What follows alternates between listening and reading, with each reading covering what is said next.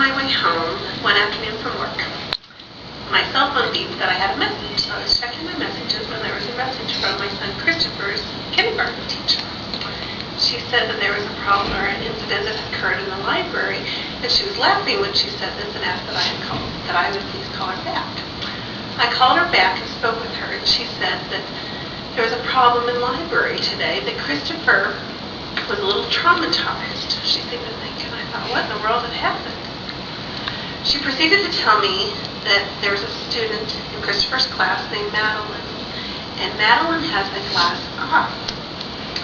In the library, Madeline's eye fell out, and she's sitting there crying, holding her eye, and Christopher started crying at the same time because he saw this eye in this girl's hand. The eye fell out, and she's holding it in her hand. So, and the teacher was laughing when she was telling me the story, and I got quite a chuckle out of it too, but then she went on to say that it became a problem during the day, or she was concerned about Christopher because he was obsessing over this, that they had talked to the whole class about Madeline having cancer, and that's why she had her eye removed and her eye replaced with a glass eye. Well, everybody else in the class seemed fine by it, but Christopher kept raising his hand and asking the teacher to come over, and she would come over and he would say, "Is my eye going to fall out? I feel like my eyes would lose. I feel like my eye's going to come out." And the teacher tried to reassure him time and time again that his eye would not come out, that there were nerves connecting the eye into the eye socket, and that his was just not going to pop out.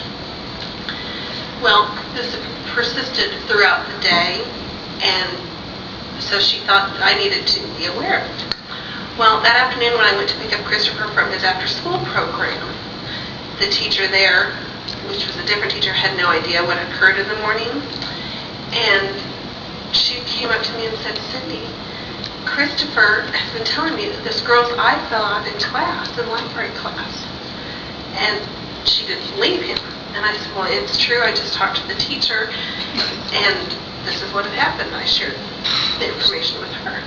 And she said, "Well, Christopher's been very concerned about it all day long, that he's been touching his eye, saying, I feel like my eye's going to fall out."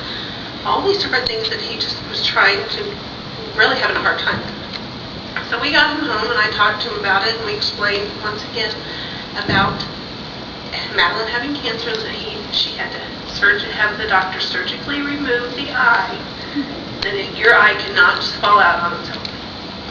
We went through and we explained as much as we could. We showed him pictures on the internet of the nerves connecting the eyeball and how it could just not fall out. This continued for weeks. He would continually talk about his eye. "Is my eye still there? Is my eye still there?" I said, "Yes, Christopher, your eye is still there. You can see me. You're fine." Well, then we got to the point where he was starting to reassure himself by touching the eye, so he would know it was there. And I kept checking in with the teacher, and she said that everything was fine. That he would reassure himself and the teachers that his eye was still there by touching it. So that was a very it was a learning experience for all of us, and a very traumatic one.